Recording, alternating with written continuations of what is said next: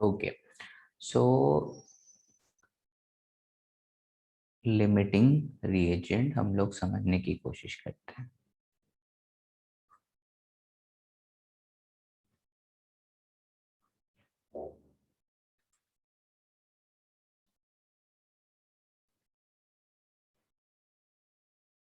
देखो, कोई भी रिएक्शन होगा ना, सिंपल, तो क्या होगा, रिएक्टेंट्स होंगे और फिर प्रोडक्ट बनेगा, ठीक है। तो यहाँ पे लिमिटिंग रिएजेंट का ये मतलब होता है कि रिएक्टेंट का वो पार्ट या वो कंपोनेंट, ठीक है। सो हम इसको थोड़ा ऐसे समझते हैं कि part of reactant reactant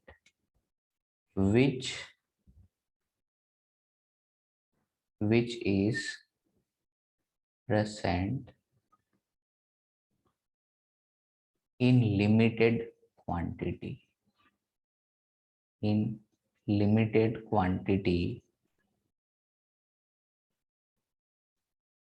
or I would say less quantity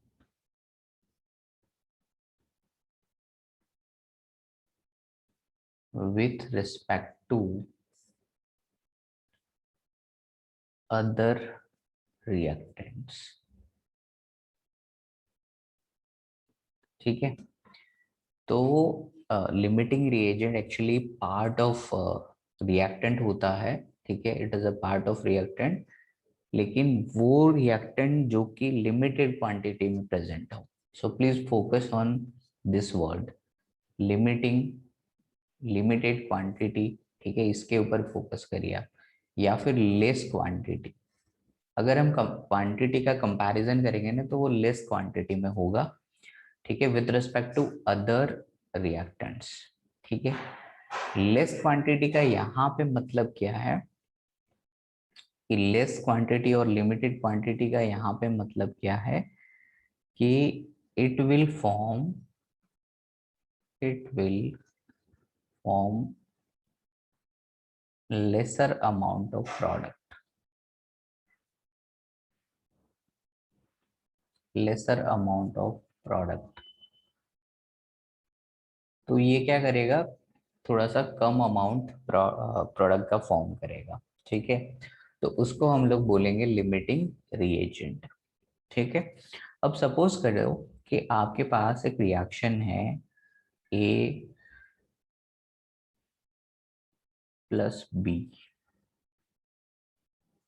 और ये बना रहा है कुछ A2B3, और बैलेंस कर लेते हैं, let's say this is 2A, this is 3B, ऐसा कुछ है। तो क्या होता है कि अगर यहाँ पे जो रेशो है, ए और बी का रेशो क्या है, सो रिएक्टेंट, अगर मैं यहाँ पे इसको और इसको, इसके स्टाइक्योमेट्रिक कोफिशिएंट को देखता हूँ, ठीक है, please you have to focus on the stoichiometric coefficient only. तो मैं ये अंदाजा लगा सकता हूँ फ्रॉम दिस रिएक्शन, ठीक है, this reaction is balance reaction, तो इसमें क्या पता चल रहा अपन को कि इसके 2 मोल, 2 मोल ऑफ ए, ठीक है, तो उसके सामने बी कितना चाहिए, required 3 mole of B, B का आपको 3 मोल चाहिए। 2 मोल ऑफ ए के करस्पॉन्डिंग आपको बी के कितने मोल चाहिए, 3 मोल चाहिए, ठीक है। तो मैं ऐसे बोल सकता हूँ कि ए और बी का जो मोल रेशियो है वो कैसा है, 2:3, ठीक है। तो अगर मैं ये कहता हूँ, मेरे सिचुएशन, मेरी कंडीशन ऐसी है कि let's say we are carrying out this reaction in this particular system, ठीक है, ये सिस्टम है जहाँ पे हम क्या कर रहे हैं, प्रोडक्शन कर रहे हैं किसका, A2B3 का प्रोडक्शन कर रहे हैं, ठीक है। We are producing A2B3 with the help of the system, और हम यहाँ पे क्या कर रहे हैं, ऐड कर रहे हैं ए और बी, ठीक है, ए और बी को ऐड करेंगे। तो भाई सिंपल सी बात ये है कि ए के हमने कितने मोल इसमें इंसर्ट किए, मान लेते हैं अपन ने 4 मोल ए के रखे, और बी के हमने रख दिए मान लो कि लेट से 12 मोल रख दिए। ठीक है, तो आप यहाँ पे ये रेशियो पे फोकस करिए। ठीक है, तो उससे आपको बहुत जल्दी आइडिया मिल जाएगा। तो ध्यान से अगर हम यहाँ पे देखें तो जब भी हमारे 2 मोल ए के खर्च होंगे तो सामने बी के कितने मोल खर्च होने चाहिए, 3 मोल। तब जाके हमारे पास ये जो A2, अगर मैं इसको थोड़ा और ऐसे लिखूं A2B3, तो इसका जो रेशियो आ रहा है वो 1 आ रहा है। तो यहाँ पे you can focus on 1 over here. ठीक है, तो जब भी every 2 mole of A get consumed, ठीक है, against every 3 mole of A, of 3 mole of B, तो उसके corresponding we are getting 1 mole A2B3। Fair enough. देखो, this is the thing you need to understand कि यहाँ पे जो coefficient है ना, ये पूरा के पूरा इस पर्टिकुलर सिस्टम में रूल है, मतलब गवर्न करता है, ये पूरा है ना, मैनिपुलेट करता है चीजों को। तो बस आप इस इक्वेशन को फोकस करिए, अपने दिमाग में ये इक्वेशन को रखिए। ठीक है, एंड आप इमेजिन करिए कि 2 मोल ए से आपको क्या मिल रहा है, you are getting 1 mole of A2B3, और 3 मोल बी से आपको क्या मिल रहा है, सो सेम क्वांटिटी। तो आप ऐसा समझिए कि अगर आपको 1 मोल A2B3 चाहिए तो आप क्या करेंगे, 2 मोल ए के रखेंगे और 3 मोल बी के रखेंगे। ठीक है, तो बस यहाँ पे अगर मैं कॉमन सेंस लगाना शुरू करूँ यूनिटरी मेथड से, तो क्या होगा मेरे पास। मुझे यहाँ पे बहुत सिंपल सी चीज समझ में आएगी कि अगर ए के 2 मोल थे तो सामने मुझे ये 1 मोल मिल गया था। तो रिलेशन ये कहता है कि 2 से 1, तो 4 से ये कितना बन जाएगा, 2 मोल A2B3 बन जाएगा। और 12 से देखो, यहाँ पे देखो 3 से बन रहा है 1, तो 6 से बनेगा 2, 9 से बनेगा 3, और 12 से बनेगा 4 मोल। तो यहाँ पे ये बन गया 4 मोल। अब मैंने क्या बोला कि लिमिटेड क्वांटिटी और less quantity with respect to other reactant. तो अदर रिएक्टेंट में मैंने फिर लिमिटेड क्वांटिटी को डिफाइन किया कि it will form lesser amount. Lesser amount किसका, प्रोडक्ट का। तो प्रोडक्ट में दो चीजें मिल रही है, 4 और 2, विच वन इज लेसर। ठीक है, तो आप देख पा रहे होंगे ये क्वांटिटी आपकी कम है, यानी कि आपके पास 2 mole of A2B3 is less. तो उसको 2 मोल तक पहुंचाने में किसका सबसे बड़ा रोल है, ए का। तो ए यहाँ पे क्या है, लिमिटिंग रिएजेंट। ठीक है, बिकॉज बी बी की वजह से तो बहुत ज्यादा मोल बन रहे हैं A2B3 के, सॉरी A2B3, ये 4 मोल बन रहा है। तो आइडिया इस तरह से आप लगा सकते हैं कि जिसके करस्पॉन्डिंग जो प्रोडक्ट है वो ज्यादा बन जाए, वो लिमिटिंग नहीं है, वो एक्सेस अमाउंट में है। और जिसके करस्पॉन्डिंग प्रोडक्ट का फॉर्मेशन कम होगा, लेस क्वांटिटी में होगा, वो हमारा लिमिटेड क्वांटिटी है, और उसी को हम लोग बोलेंगे लिमिटिंग रिएजेंट। नाउ सी, यहाँ पे, यहाँ से भी आप आइडिया लगा सकते थे कि अगर मेरे पास 2 मोल ए के हैं तो उसके करस्पॉन्डिंग 3 मोल बी के खत्म हो जाएंगे। और अगर ये 4 होता ये ratio, so this ratio need to be 6। तो जब मैं ए के 4 मोल कंज्यूम करूंगा तो ये बी के 6 मोल कंज्यूम होंगे, और प्रोडक्ट 2 मोल बनेगा। तो समझ में आ गया कि प्रोडक्ट का फॉर्मेशन कितना होने वाला है, 2 होने वाला है। बी कितना कंज्यूम होने वाला है, 6 होने वाला है। तो लेकिन यहाँ पे तो कितने दे रखे, 12। तो बी अनरिएक्टेड कितना होगा, अनरिएक्टेड 6 होगा। आई होप इट इज क्लियर। ठीक है, so this is the sir idea. हाँ, Sir, 4 is a limited reagent. 4 नहीं, उस हमें बोलना है A is a limiting reagent because A की क्वांटिटी कम है और उसके करस्पॉन्डिंग प्रोडक्ट भी कम बन रहा है। समझ में आ रही बात? Yes, sir. ठीक है। अब बस ऐसा फील करिए कि आप है ना, कोई भी सिस्टम है ना, ऐसे आप लैब में गए और आपने क्या करा, रिएक्शन को कैरी आउट करवाया। तो जब भी आप रिएक्शन को कैरी आउट करवाएंगे तो क्या होगा, रिएक्शन को कैरी आउट करेंगे तो कुछ रिएक्टेंट आप है ना, लेट से आपने किसी एक रिएक्टेंट को कम अमाउंट में ले लिया और वो कंप्लीटली कंज्यूम्ड हो गया। ठीक है, so you can say limiting reagent will consume first, ऐसा भी बोल सकते हो आप। ऐसा डेफिनेशन तो कई तरीके से आप सोच सकते हैं, ऐसा कुछ नहीं है। चलो एक और एग्जांपल करके देखते हैं to get better clarity. Consider a reaction 2A plus 3B plus C form A2B3C if 0.4 mole of A, 0.12 mole of B and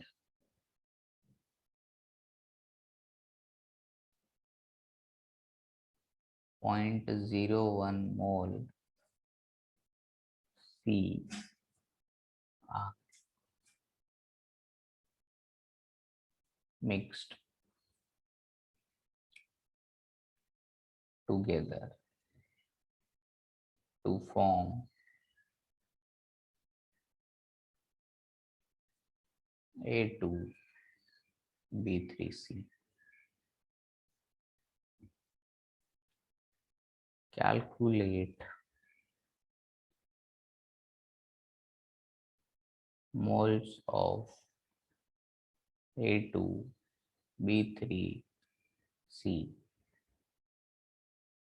ठीक है, और identify LR। Please solve this question. ये क्वेश्चन है, रिएक्शन आपके पास hypothetical है और इसको आपको सिंप्लीफाई करना है। खुद से ट्राई करके देखो, 1-2 मिनट का टाइम देता हूँ ताकि आपको जो भी समझ में आ रहा है आप उसको सॉल्व करिए और बताइए आंसर क्या आएगा।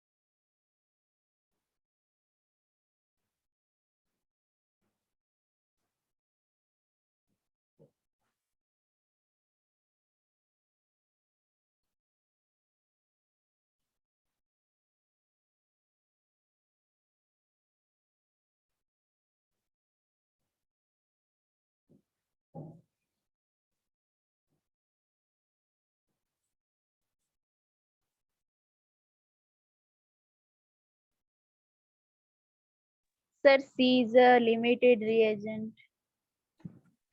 Okay, C is a limiting reagent. Okay, so now see the solution. Please try to understand. ठीक है, ऐसे हम क्या करेंगे, रिएक्शंस को देखेंगे और उसको है ना समझने की कोशिश करेंगे कि हमारे पास रिएक्टेंट है ए और बी और सी। जब भी हमें ए के 2 मोल चाहिए तब हमें बी के 3 मोल चाहिए।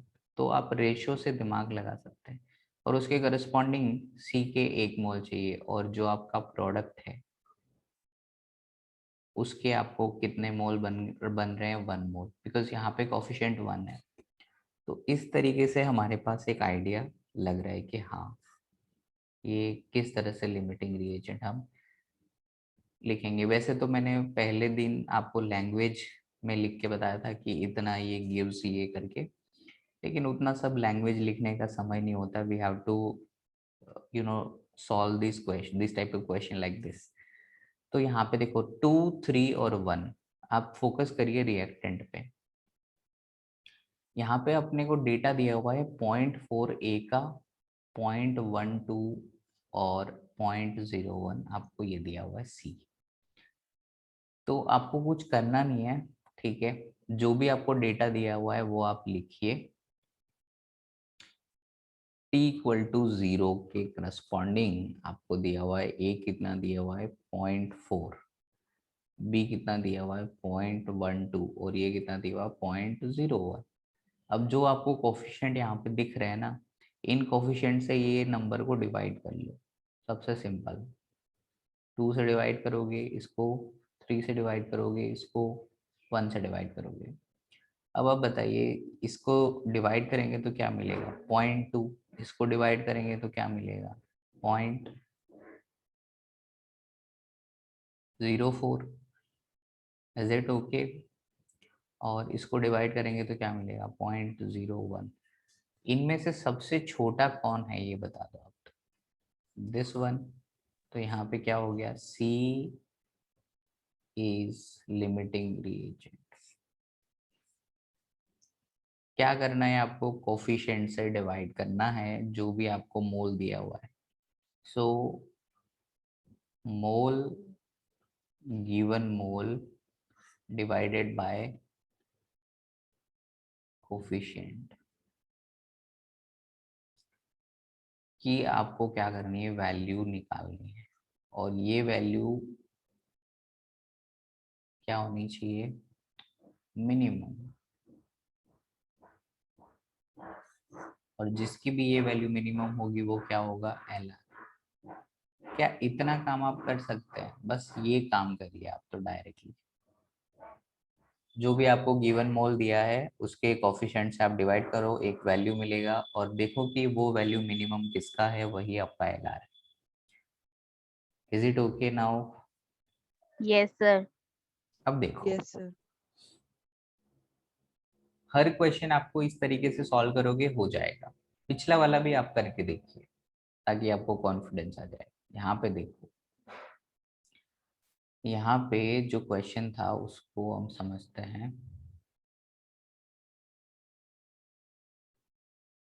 बी वाला, ठीक है। इसमें हमने क्या करा था कि 2A 3B इस तरह से, लेकिन हमने क्वांटिटी कितनी ली थी 4 और 12। तो कुछ करना नहीं है आपको, 4 और 12। तो यहाँ पे हमारे पास जो डेटा लिखा हुआ है, लेट मी इरेज। मैं फिर से आपको समझाने की कोशिश करता हूँ, वो सिंपल मेथड है एक्चुअली, उसमें ज़्यादा दिमाग नहीं लगाना। देखो इसका कोफिशिएंट कितना है 2, इसका कोफिशिएंट कितना है 3 और इसका 1, ये सब लिख लिया। अब t इक्वल टू 0 पे आप देखिए ये कितना मोल दे रखा है 4, ये कितना दे रखा है 12, ठीक है। अब 2 ही रिएक्टेंट है तो खत्म हो गया मामला। और ए का कोफिशिएंट कितना है 2 और बी का कोफिशिएंट कितना है 3, इसको डिवाइड कर देंगे 2 और इसको डिवाइड करेंगे तो कितना आएगा 4। छोटा कौन है, ए, ठीक है।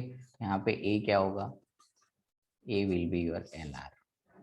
आई होप इट इज क्लियर, ठीक है। तो कुछ Yes. करना नहीं, बस आप दिमाग में ये रखो कि जितने भी आपको मोल दिए हैं ये वाले तरीके से चले जाओ, ठीक है, ये वाले तरीके से चले जाओ, इसमें कुछ दिमाग नहीं लगाना है।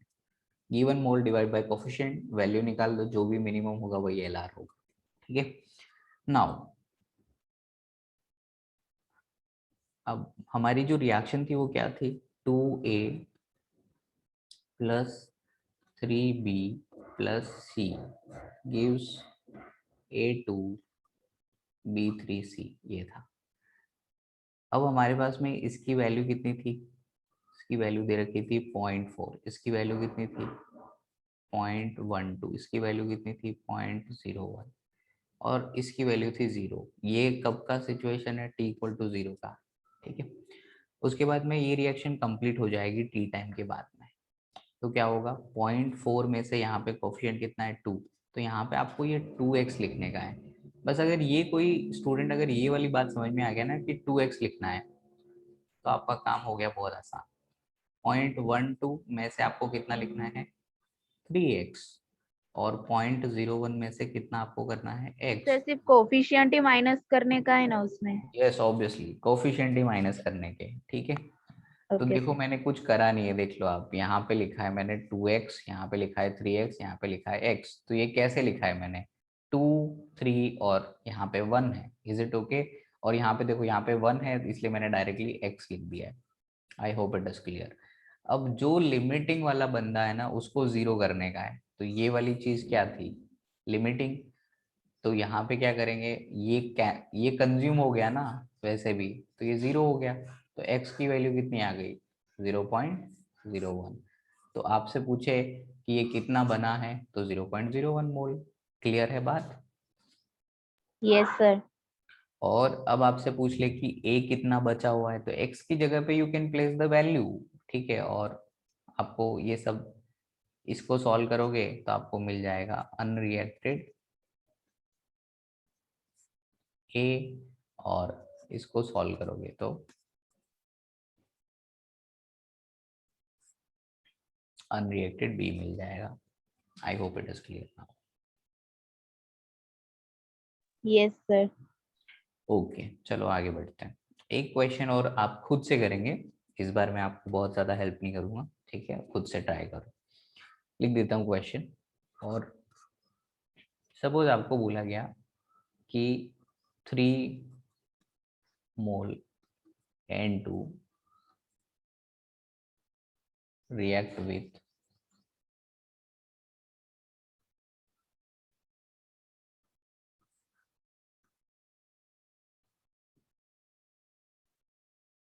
well mole hydrogen to form NH3.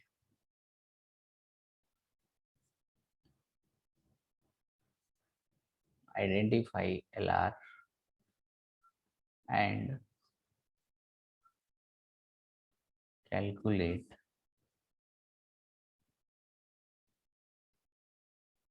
amount of NH3 formed.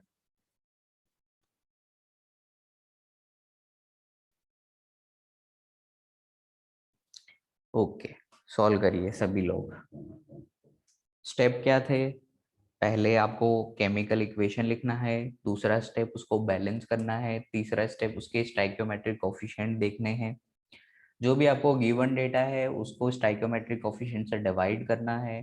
जो वैल्यू मिनिमम होगा वो लिमिटिंग होगा। उसके बाद में वो सबको x की फॉर्मेट में लिख के जो लिमिटिंग है उसको जीरो पुट करेंगे तो x की वैल्यू मिल जाएगी और आंसर आ जाएगा सब। ठीक है ट्राई करो, इस बार सभी लोग ट्राई करो, देखो क्या आ रहा है, गलत आ रहा है सही आ रहा है उससे मतलब नहीं है, ट्राई करके देखो कि कैसे करेंगे।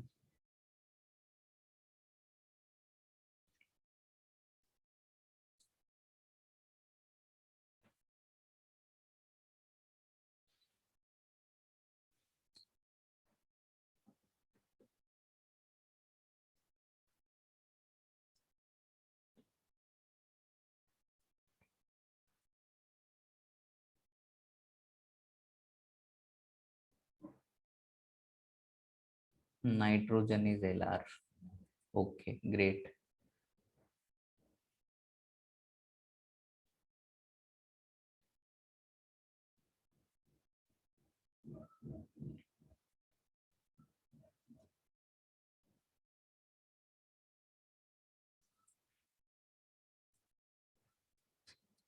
और देखो रिएक्शन आपको याद होनी चाहिए, ठीक है ना। यहाँ पे एग्जाम में क्या होता है, कई बार रिएक्शन आपको नहीं देता है, वो खुद से लिखनी पड़ती है। तो N2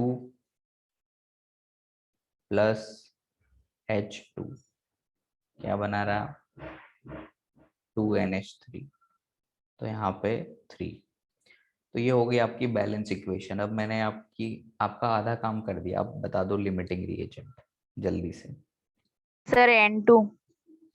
N2 लिमिटिंग रिएजेंट होगा, बहुत सिंपल है। देखो कुछ करना नहीं है आपको। यहाँ पे कितना दिया है, नाइट्रोजन की वैल्यू आपको दे रखी है 3, हाइड्रोजन की वैल्यू कितनी दे रखी है 12। आपको कुछ करना नहीं है, कोफिशिएंट से डिवाइड करना है। यहाँ पे कोफिशिएंट कितना है 1, यहाँ पे कितना है 3। तो इस वैल्यू को 1 से डिवाइड करेंगे, इस वैल्यू को 3 से डिवाइड करेंगे। यहाँ पे कितना आ रहा है 3, यहाँ पे कितना आ रहा है 4। इन दोनों में छोटा कौन है n। तो ये हो गया आपका N2। तो N2 लिमिटिंग रिएजेंट है। कितने लोग समझ पाई ये बात, बता दो। आराम से समझ में आ गई, ओके सबको आ गई है। सभी लोग हाथ खड़ा करेंगे, थोड़ा पार्टिसिपेट करेंगे तो मुझे पता चलेगा। ठीक है, ओके, ग्रेट। देखो स्टेप्स सिंपल है, जो भी आपको गिवन डेटा है। ये था हमारा 3 और 12, ये गिवन डेटा था। उसके कोफिशिएंट कितने हैं 1 और 3, उसे डिवाइड करके देखो 3 और 4। तो 3 और 4 में छोटा कौन है 3 है, ठीक है। तो नाइट्रोजन हो गया लिमिटिंग रिएजेंट। अब आपको क्या करना है, अब आपको यहाँ पे लिखना है 3 और यहाँ पे लिखना है 12 और यहाँ पे लिखना है 0। फिर लिखना है 3 में से कुछ x कम होगा, 12 में से कितना कम होगा बताओ। Sir 3x। 3x कम होगा। और इधर कितना बनेगा, ऑब्वियसली 2x। यहाँ पे देख 2 है, क्लियर है। जो कोफिशिएंट होता है उसका वो होता है। अब देखो लिमिटिंग कौन था, ये वाला बंदा, तो इसको 0 करेंगे, ठीक है। You have to make it 0। तो जब आप इसको 0 कर देंगे तो क्या होगा, x का वैल्यू आ जाएगा 3। तो x का वैल्यू 3 आ गया, तो ये कितना बन गया, ये बन गया 6 मोल। 6 मोल NH3 का प्रोडक्शन होगा। क्लियर है। तो आपसे पूछा था ये वाला part. Now is it clear. Yes sir. Okay. Yes sir. अब देखो क्वेश्चन एग्जामिनर ऐसे नहीं पूछता, क्योंकि ये तो बहुत आसान है, आपको समझ में आ गया ना। जो चीजें आपको समझ में आ जाएगी वो एग्जाम में आएगी नहीं। ठीक है। अब एग्जामिनर डायरेक्टली ऐसे नहीं पूछता, वो ऐसे पूछता है, ठीक है। I will give you the idea. Exam में ऐसे क्वेश्चन पूछा जाता है कि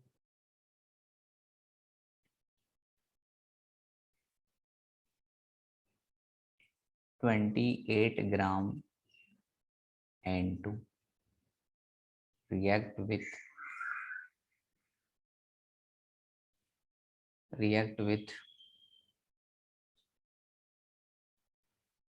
22.4 liter hydrogen at STP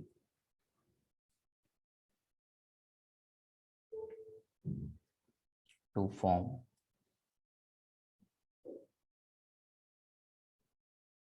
NH3. Identify LR.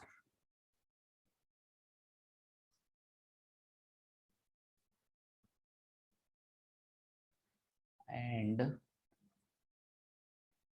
calculate weight of NH3 formed. ठीक है, वेट निकालना है आपको। चलिए करिए। अब देखो ये चीजें डायरेक्टली नहीं है, आपको इस बार है ना मोल डायरेक्टली दिख नहीं रहे, ठीक है। तो first you need to calculate mole, ठीक है। हर रिएक्टेंट का आपको मोल लिखना है, मोल कैलकुलेट करना है। डायरेक्टली मोल मैंने दिया नहीं ना। उसके बाद में आपको क्या करना होगा, आपको करना होगा केमिकल इक्वेशन को लिखना होगा, वो बैलेंस होनी चाहिए। फिर जो भी गिवन मोल है उसको कोफिशिएंट से डिवाइड करो, जो छोटा वैल्यू होगा लिमिटिंग रिएजेंट होगा, और फिर वो x वाला कॉन्सेप्ट लगा के जो भी लिमिटिंग रिएजेंट है उसको जीरो कर दो, ठीक है, उससे आपको x की वैल्यू मिल जाएगी, तो अमाउंट ऑफ अमोनिया मिल जाएगा आपको, इन टर्म्स ऑफ मोल मिलेगा आपको, है ना। फिर आपको वेट में कन्वर्ट करना पड़ेगा, तो मोल को किससे मल्टीप्लाई करेंगे, मॉलिक्यूलर मास से, तो आंसर आ जाएगा। चलिए करिए।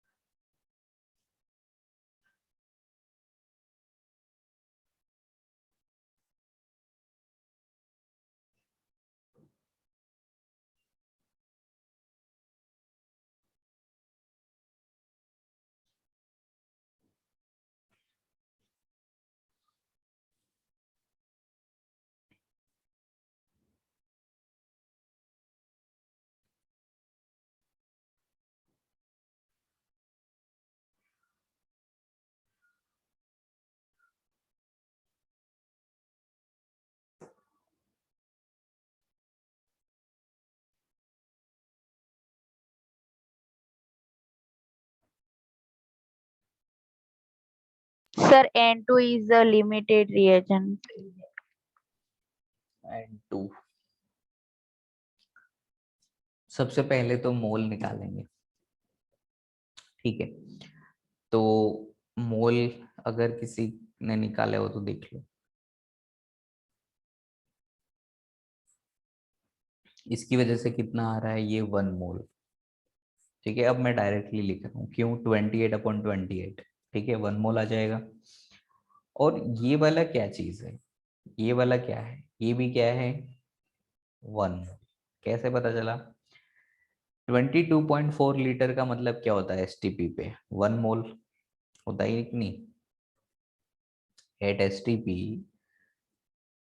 मैंने क्या बोला था कि volume occupied by gas upon 22.4, ये क्या देगा आपको, मोल देगा। तो ये वाला डेटा आपको कितना दिया है, 22.4, नीचे भी क्या है 22.4, कैंसिल हो गया, ये क्या आ गया, 1 मोल। कितने लोगों ने ये वैल्यू निकाल ली थी कि हाइड्रोजन के 1 मोल आ रहे हैं। देखो ये चीज आपको आनी चाहिए। अब ये चीजें कहाँ थी भाई, वो तो बहुत पहले पढ़ा दी मैंने, ठीक है। तो साइंस में ये चीजें बहुत प्रॉब्लमेटिक होती है कि अगर आप पिछला वाला पढ़ा है वह भूल गए तो आगे आगे आगे जाने का कोई बेनिफिट नहीं है, ठीक है। तो keep revising all the concepts. So at STP if you want to calculate moles, तो करना कुछ नहीं होता, volume occupied by the gas divided by 22.4, यानी कि 1 mole of gas at STP occupy 22.4 litre volume, ठीक है। तो यहाँ से हाइड्रोजन के मोल आ गए 1 मोल। तो अब आप खुद से दिमाग लगाएंगे, रिएक्शंस को कैसे लिखेंगे, N2 plus 3H2 gives 2NH3, ये तो हो गया रिएक्शन। अब हमारे पास में मोल कितने हैं, इसके 1 मोल हैं, इसके 1 मोल हैं, दोनों के 1 मोल हैं। अब आपको पता है कि 1 को 1 से डिवाइड करेंगे और 1 को 3 से डिवाइड करेंगे तो 1/3 छोटा नंबर है, यानी कि यहाँ पे हाइड्रोजन लिमिटिंग रिएजेंट है, हाइड्रोजन क्या है यहाँ पे, लिमिटिंग रिएजेंट है। ओके। सो जिन लोगों का नाइट्रोजन आया था प्लीज चेक कि क्या ये ठीक है, are you able to confirm this thing. Yes, sir. हाँ ना, देखो जल्दबाजी नहीं करने का कभी भी, सबसे पहले आइडिया क्या है, you have to calculate number of moles जो रिएक्टेंट्स है उनके, उसके बाद में वो जो भी मोल्स है उनको कोफिशिएंट से डिवाइड करो, जो छोटा value that will be your limiting reagent, simple language में समझ। अब देखो इसमें से क्या होगा, x कम होगा, इसमें से क्या होगा, 3x कम होगा, और ये बनेगा क्या, 2x। तो ये वैल्यू क्योंकि लिमिटिंग रिएजेंट है तो x की वैल्यू कितनी आ गई, 1/3। क्या सबको समझ में आया, x की वैल्यू 1/3 आएगी, Yes, sir. है ना। तो x की वैल्यू 1/3 आएगी, तो अमोनिया कितना बनेगा, 2/3 मोल बनेगा। समझ में आ गई बात। अब 2/3 मोल से काम नहीं चलेगा क्योंकि मुझे तो वेट निकालना है यहाँ पे, तो क्या करना है, 17 से मल्टीप्लाई करना है वेट के लिए। क्या ये बात समझ में आ गई? ये 17 किधर से ले आया मैं? तो ये 14 प्लस 3, याद आ रहा है मॉलिक्यूलर मास। सो Yes, sir. 2/3 17, सो 34/3 ये आएगा हमारा। 34/3, 34/3 को हम क्या लिख सकते हैं? 11 पॉइंट कितना लिखेंगे? 333 लिखेंगे, तो 11.33 ग्राम बनेगा अमोनिया। ठीक है। अब नाइट्रोजन कितना बचेगा? तो नाइट्रोजन बचेगा एक्चुअली 2/3 मोल। 2/3 मोल का मतलब है 28। तो यहाँ से आप देख सकते हैं 2/3 28, इतना ग्राम नाइट्रोजन क्या होगा? Remains unreacted. तो अब आपको समझ में आ गया होगा किस तरह से करना है। ठीक है। If you have any doubt, ठीक है, any query, you can post to the me on WhatsApp. ठीक है। तो मैं देखूंगा अगले क्लास में आपको ये इसकी और चीजें करवाने की जरूरत है या नहीं है। उम्मीद करता हूँ ये चीजें समझ में आई होंगी। और एग्जामिनर कभी भी आपको डायरेक्टली क्वेश्चन नहीं देगा। डायरेक्टली से मेरा मतलब है कि आपको वो मोल्स पहले से नहीं देगा, मोल्स आपको निकालने होंगे, उसके बाद ही बात होगी। समझ में आ रही बात? तो जनरली वो डेटा आपको ग्राम में देगा, जैसे यहाँ पे मैंने ऐसे जानबूझ के ये दिया। ठीक है, इस तरह से हो सकता है वो अननोन क्वांटिटी हो, सामने वेपर डेंसिटी दे रखी हो, तो वहां से मॉलिक्यूलर मास निकलेगा, है ना। So there are lot of possible variations. तो अपने दिमाग को थोड़ा ओपन करने का है हम। ठीक है, it is a time to open up, है ना। आपको डिफरेंट डायमेंशन को सोचना है कि हाँ मोल निकालना है तो कोई एक ही तरीका नहीं है। वेट अपॉन मॉलिक्यूलर मास ऐसा नहीं सोचना है। यू हैव टू थिंक कि मोल को हम, है ना, दूसरे तरीके से भी निकाल सकते हैं। तो वही है कि जैसे आपके पास में कोई कोई इंजीनियरिंग का काम आया है, तो आप एक ही तरीके से क्यों करोगे, है ना। You have to innovate yourself. Medical में भी ऐसा ही है।